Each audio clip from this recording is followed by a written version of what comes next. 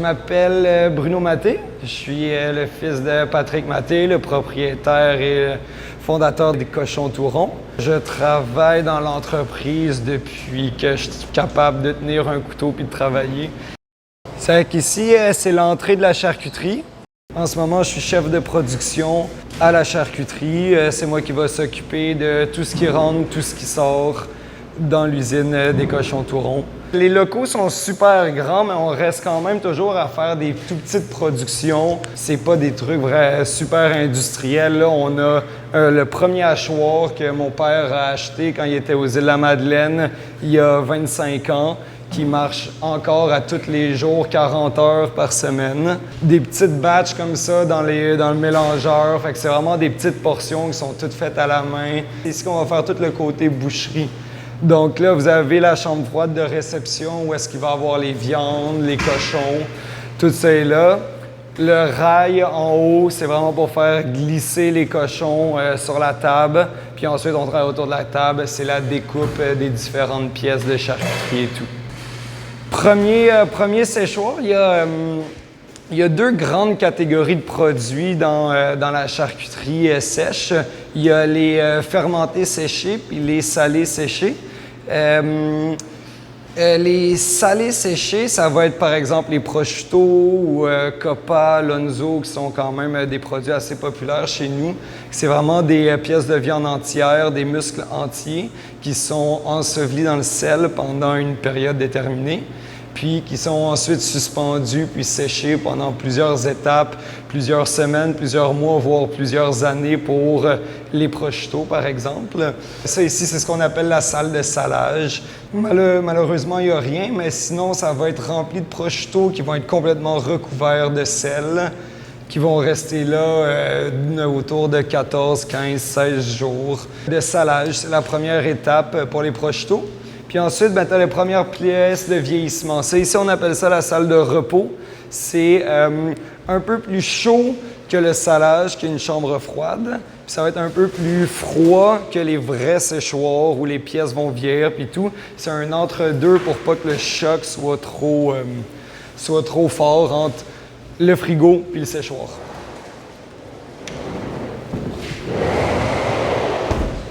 Donc ici, c'est ça. Là, on va voir plusieurs types de salaisons. Bien sûr, les gros morceaux comme ça, c'est ce qu'on va fabriquer le plus, c'est les prosciutto. Puis dans la ligne du milieu, on a une petite gamme de produits quand même. Les morceaux un peu plus sur le long, un peu verdâtre, c'est des lonzo qu'on appelle, c'est des longes de porc qui sont enroulées dans le thym et le poivre. Vous avez juste à côté ici des golas, qui sont des bajoux de porc séchés. C'est un peu plus connu sous le nom de la guanciale en Italie. C'est peut-être quelque chose d'un peu plus commun. Des ventrèches, ça va être vraiment comme le bacon français. C'est des flancs de porc qui sont salés, séchés. Tous ces morceaux-là sont assez jeunes. Là. On va parler d'à peu près une semaine ou deux seulement qui sont là. Puis ça ici, encore une fois, un autre produit, un autre petit jambon, on appelle ça le culatello. Ça, c'est le moteur qui vient de partir du séchoir. Fait que c'est ça, tu as tous les jambons autour comme ça. Ils vont passer à peu près 6 mois dans cette pièce-là avant d'aller au séchoir. C'est le repos très important. Toutes les viandes vont être hachées dans le vieux hachoir, comme je disais tantôt, mélangées ici en petites batches.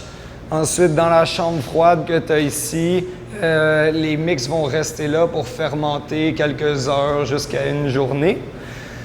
Quand on est prêt, ça va venir dans la pièce ici où est-ce qu'on va fabriquer tous les saucissons. On a le poussoir à saucissons qu'on installe. Tout va être placé sur des petits bâtons en bois, sur des rackings. Puis, une fois que les racks sont pleins, il faut les envoyer à la fermentation. Si tu veux, je t'en montre un juste ici.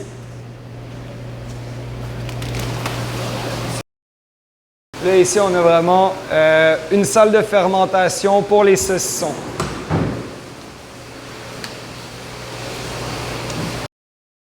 Là, dans la pièce ici, vous ne le voyez pas en vidéo, mais il fait 25-26 degrés.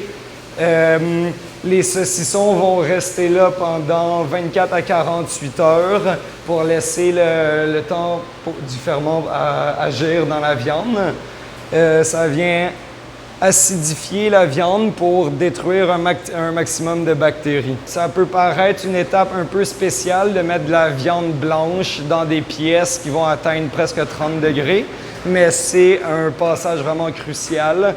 Ça va être la même chose un peu dans l'alcool, la bière et tout, qui vont faire fermenter en cuve. Nous, c'est exactement la même chose, sauf que c'est dans des grandes pièces comme ça. On parlait de 6 mois pour la salle de repos, vraiment pour ce qui est des prosciutto. C'est ce qui va prendre le plus de place dans notre charcuterie parce que les jambons vont aller de minimum 24 mois de séchage jusqu'à 3 ans. Donc, ça prend vraiment énormément d'espace. Donc, un 6 mois là-bas dans la salle de repos pour commencer un peu la sèche, tout doucement. Puis après ça, ça va venir dans le premier séchoir ici.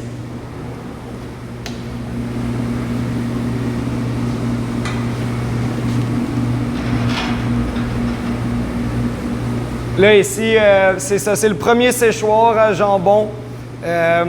Une fois que ça arrive ici, ça va passer à peu près 1 année à sécher dans ce premier séchoir-là, qui fait un petit peu plus chaud, un petit peu plus humide que dans la salle de repos. Puis on vient les enduire d'une petite couche de graisse sur la partie qui est ouverte, qui n'est pas cachée par la couenne. Ça sert uniquement à égaliser le séchage, en fait. D'un côté, il y a la couenne de porc qui va ralentir le séchage, puis de l'autre côté, il y a cette graisse-là qu'on appelle la panne, qui est du gras de panne mélangé avec de la farine de riz, qui va venir faire une couche protectrice sur la face ouverte du jambon, en fait. Ça vient vraiment faire en sorte que le jambon sèche également chaque partie, chaque muscle de la fesse. Donc, 1 année ici, à se promener ici dans différents lots. Là, on voit que ceux que j'ai ici datent de février 2020. Fait qu'ils ont déjà 1 an et quelques mois. Donc, une petite année ici. Puis la dernière étape pour les jambons, c'est l'affinage. Un autre type de séchoir, un petit peu plus chaud encore, un peu plus humide. Donc, encore une autre année à venir sécher ici. C'est définitivement le produit duquel on est le plus fier. Avant même que je sois chef de production ici, mon père a gagné plusieurs prix assez prestigieux en Italie. Au début des années 2010. Voilà, magnifique produit. On n'est pas beaucoup au Québec à faire des jambons secs. On utilise la formulation jambon sec. C'est une appellation francophone. Généralement, les gens connaissent plus le prosciutto. Que ce soit prosciutto, jambon de Bayonne, jambon ibérico, le ramon, ça va être plus... chacun va avoir un peu sa petite technique, ses températures, son temps de séchage. Mais ça vient vraiment des différents pays, provinces, territoires d'où ils fabriquent. Mais en gros, ça reste toutes des fesses de porc, des jambons de porc séchés. Que ce soit 6 mois, 3 ans, 4 ans même, des fois en Espagne, avec la pata negra. C'est ça, magnifique produit. Plus ça vieillit, plus on va venir chercher des notes vraiment de noix, de noisettes, même de boisé un peu. Super beau, super beau. L'autre partie, donc, quand la fermentation des saucissons est finie, 24 heures pour les plus petits saucissons, jusqu'à 48 heures pour les gros saucissons, pour qu'une belle fleur se développe. La fleur, c'est le truc, la petite moisissure blanche qui se retrouve autour des saucissons. On appelle ça la fleur en charcuterie. C'est ça. Donc, quand c'est sorti de la fermentation, on va tester avec une machine qui teste l'acidité du saucisson. On va regarder que le pH est assez bas pour continuer le processus. Donc, ça s'en va au séchoir à saucisson. Comme on voit ici, les formats un peu plus gros, c'est les saucissons de ménage, qui sont vraiment la recette authentique du saucisson.